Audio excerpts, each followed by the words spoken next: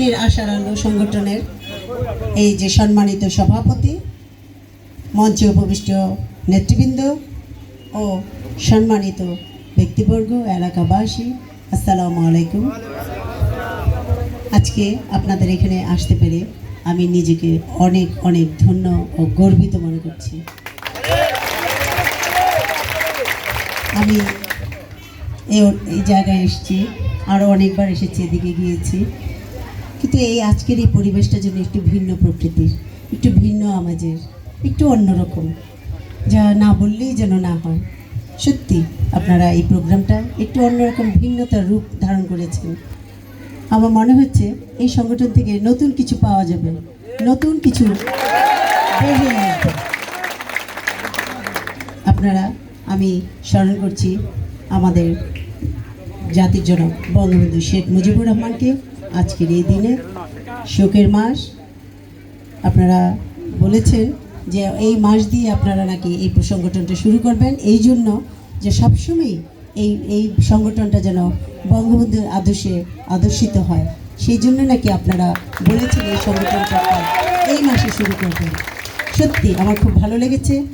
আজকে আমরা যে জায়গায় দাঁড়িয়ে আছি, যে দেশে দাঁড়িয়ে আছি, যে অবস্থানে দাঁড়িয়ে আছি, সে অবস্থানে দাঁড়িয়ে আসলে আমরা পুরনো যে ইতিহাস যদি আমরা স্মরণ না করি, আসলে আমাদের নিজেদেরকে অপরাধী মনে হবে।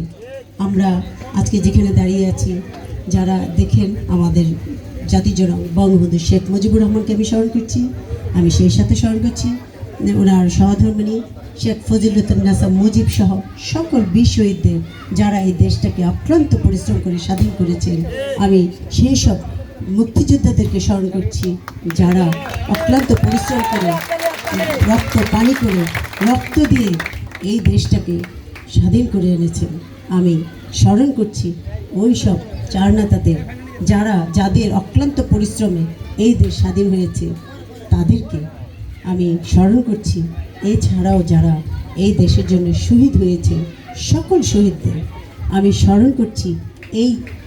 এই আপনাদের শাহবাজপুরে যত মানুষ মারা গিয়েছে, তাদের প্রতি আমি সমবেদনা জানাই। যারা তাদের প্রত্যেক যে সুখ সম্পদ পরিবারের প্রতি আমি সমবেদনা জানাচ্ছি, এবং তারা যেন ভালো থাকেন যারা জীবিত আছেন।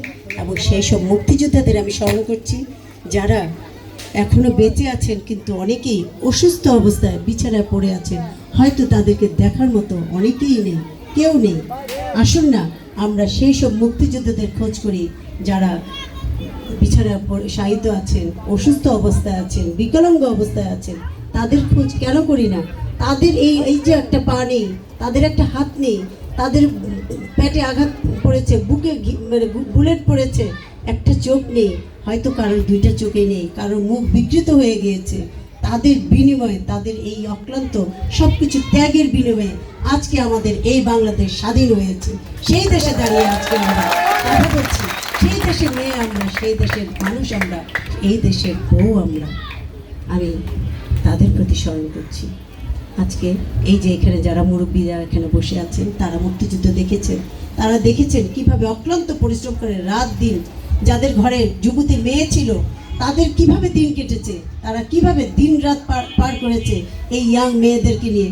অনেকের ঘরে মেয়েদেরকে ধরে নিয়ে গিয়েছে, তাদের চোখের সামনে সেই বাবা মা, তাদের কিছুই করার ছিল না। এখানে অনেকেই দেখেছেন যে তাদের বোনকে, তাদের সন্তানকে, তাদের স্ত্রীদেরকে ধরে নিয়ে গিয়েছে, অথচ তাদের কিছুই করার ছিল না। তাদের সেই কষ্টের বিনিময়ে যে আজকে আমরা এখানে এসেছি, আজকে আমি সংযুক্ত আসনের এমপি হয়েছি, আপনাদের ভালোবাসায়, আপনাদের দোয়াতে আমি আজকে এখানে এসেছি। আমি কৃতজ্ঞতা জানাই আপনাদেরকে, যারা আমার জন্য দোয়া করেছেন, আমার জন্য ভালোবাসা দিয়েছেন, যারা আমার জন্য অক্লান্ত পরিশ্রম করেছেন, যারাদের কলম দিয়ে আপনারা লিখেছেন আমার কথা, আমার স্বামীর কথা, শহীদ একেম ইকবাল আজাদের কথা, আমি তাদের প্রতি কৃতজ্ঞতা জানাই। আমি আরও এখানে এসেছি, আমার স্বামী শহীদ একেম ইকবাল আজাদ আসছেন। আপনারা জানেন, আপনাদের হৃদয়ের মানুষ, আপনাদের স্বপ্নের মানুষ, আপনাদের ভালোবাসার মানুষ ছিল, উনি আজকে নেই। আপনারা কিভাবে কেঁদেছেন, কিভাবে আন্দোলন করেছেন, কিভাবে রাজপথ দখল করেছেন, প্রতিবাদ জানিয়েছেন, কারণ কেন এই ভাইকে মেরে ফেলা হয়েছে, কেন এই ভাইকে হত্যা করা হয়েছে, সেই জন্য আপনারা যে প্রতিবাদটুকু করেছেন, সেই প্রতিবাদ আমি আসলে এই কৃতজ্ঞতা আমি আমার রক্ত দিয়ে, আমার কোনো কিছু দিয়ে আমি শোধ করতে পারবো না।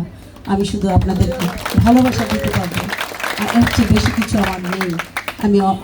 আমি আর বিশেষ কি বলবো, আজকের এই সংগঠনে এসেছি আমার নেত্রী, চার চেম্বারের প্রধানমন্ত্রী জননেত্রী শেখ হাসিনা, উনি আমাকে এমপি বানিয়েছেন, উনি আমাকে এই আসনে বসিয়েছেন, উনি আমাকে ভালোবাসা দিয়েছেন। উপরে আল্লাহ, নিচে শেখ হাসিনা, ওনার ভালোবাসায় আমি আজকে এখানে দাঁড়িয়ে আছি, আর এখানে দেশে আপনারা আছেন। উনি আজকে আমাকে উনি যে দিক নির্দেশনা দিচ্ছেন, আপনারা দেখছেন এই যে দেশে একটা ভয়াবহ ভাইরাস বিরাজমান করছে, করোনা ভাইরাস সারা পৃথিবী ধ্বংস করে ফেলছে, সারা পৃথিবীকে খেয়ে ফেলছে।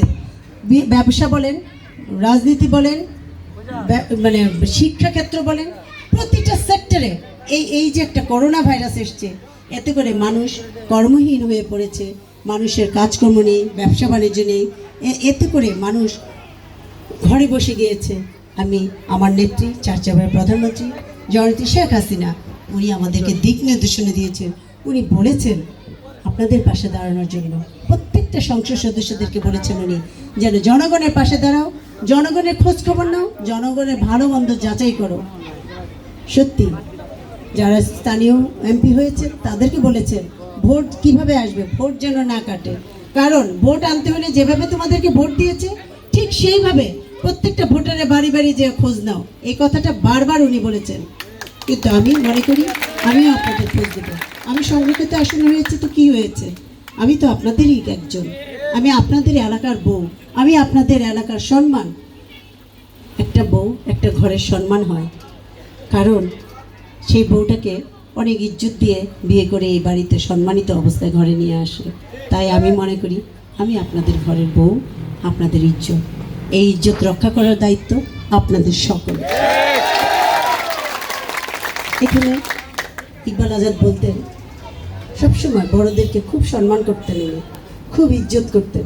যখন যেখানে থাকতেন উনি গাড়িতে বসে থাকলে চট করে উনি নেমে যেতেন, কোনো একটা মুরব্বী যখন দাঁড়িয়ে সামনে চলে আসতো, আপনারা খেয়াল করেছেন বোধহয়, কারণ উনি মুরব্বীদেরকে, বয়োজ্যেষ্ঠ যারা আছেন ওদেরকে অনেক অনেক সম্মান করতেন। উনি বুঝতেন মানুষকে কীভাবে সম্মান করতে হয়, উনি জানতেন।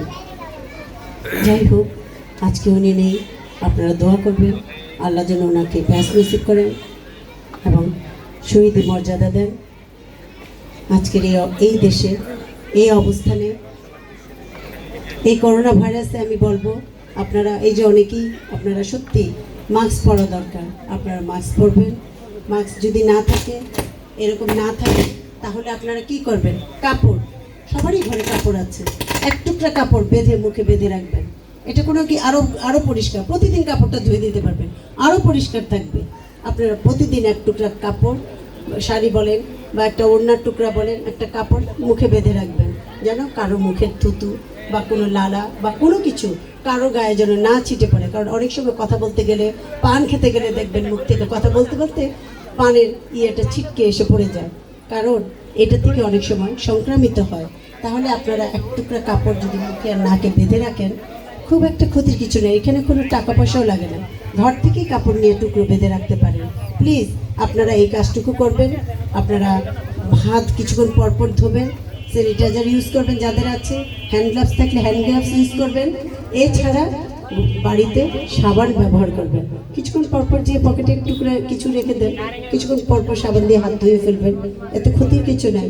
ইসলামে আছে পরিষ্কার পরিচ্ছন্নতা ইমানের অঙ্গ।